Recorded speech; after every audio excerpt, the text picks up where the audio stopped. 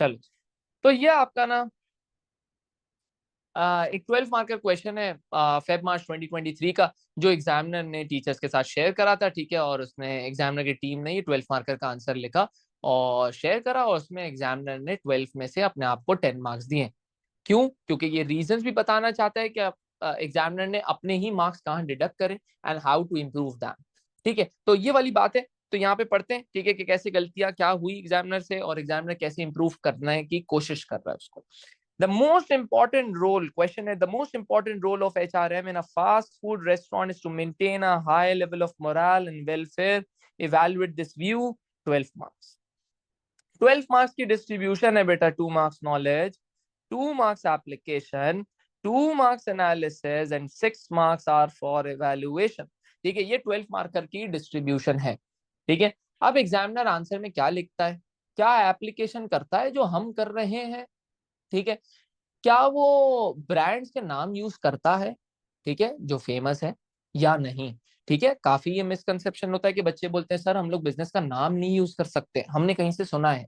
ठीक है, तो आप जो भी सुना है जो भी नहीं सुना है उसको छोड़ दो, ये एग्जामिनर का आंसर है, एग्जामिनर जो कह रहा है वो बात सुन लेते हैं। ठीक है, चलो पढ़ते हैं और फिर देखते हैं कि एग्जामिनर ने 12 में से 10 वाले क्या अच्छी चीजें करी और एग्जामिनर क्या बता रहे हैं कि क्या गलतियां करी। चलो, तो सबसे पहले अगर हम होते हैं तो हम क्या करते हैं, एचआरएम को डिफाइन करते हैं। ठीक है, देखते हैं एग्जामिनर ने करा है कि नहीं करा।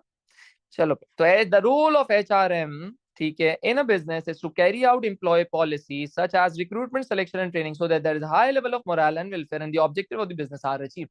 बिल्कुल बेसिक सी डेफिनेशन दे दी, ज्यादा इसने एम्फेसिस नहीं करा इस पे। ठीक है, डेफिनेशन बिल्कुल बेसिक दी, आगे चला, आगे पैराग्राफ में क्या करता है देखते हैं भाई।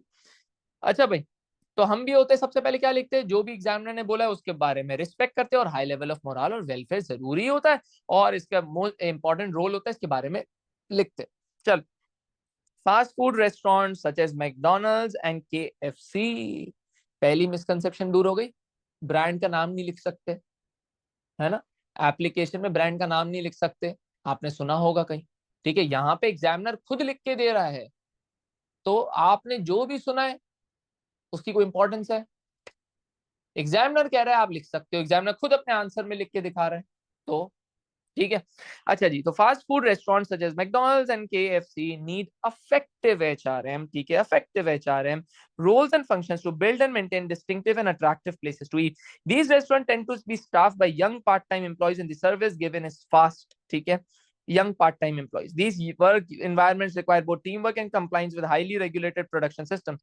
The role of HRM is to continually recruit and train their employees to give a level of customer service that is expected and required by customers and the business.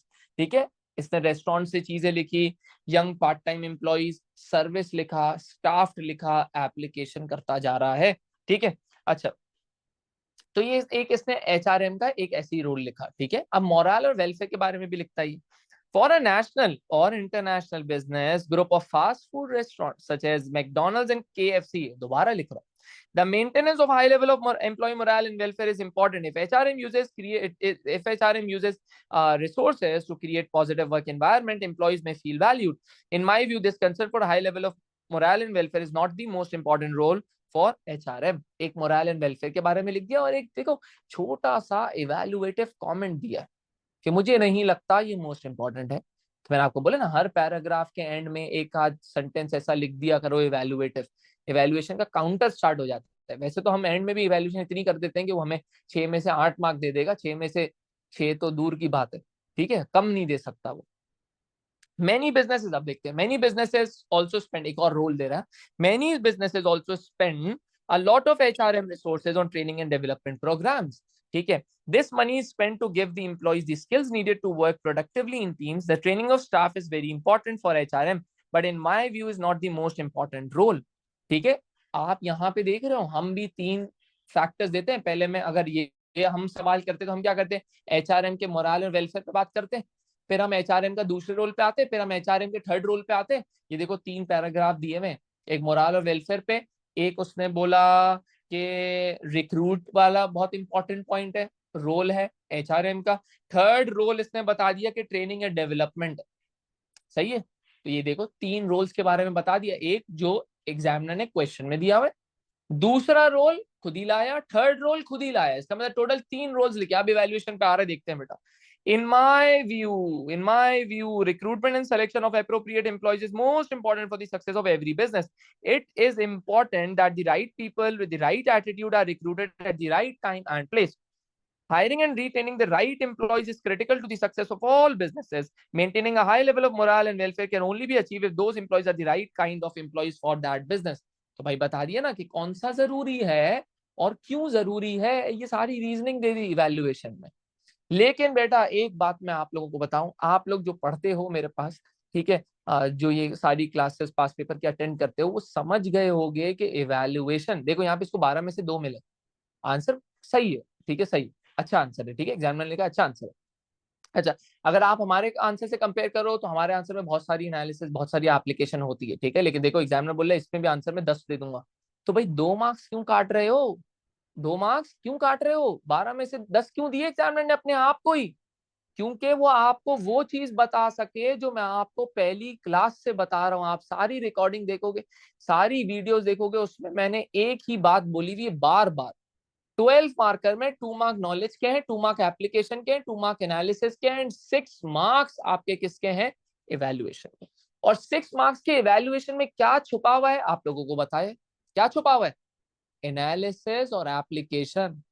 यहां पे आप खुद अपने आप से सवाल कर लो, लास्ट पैराग्राफ में क्या आपको एप्लीकेशन दिख रही है फास्ट फूड रेस्टोरेंट बिजनेस से? रुको, सोचो सोचो, क्या दिख रही है? दोबारा पढ़ लो एक दफा इवैल्यूएशन, वीडियो को पॉज करके या फिर आप रुक के, ठीक है, कुछ भी आप इवैल्यूएशन पढ़ो, यहाँ पे आपको फास्ट फूड रेस्टोरेंट बिजनेस से लिंक्ड कोई भी बात इवैल्यूएशन में नहीं दिख रही है, कोई भी बात नहीं दिख रही है। तो एग्जामिनर ने ये साइन दिया, ये सिग्नल दिया है, ये हम सबको बताया है कि इवैल्यूएशन में एप्लीकेशन करो।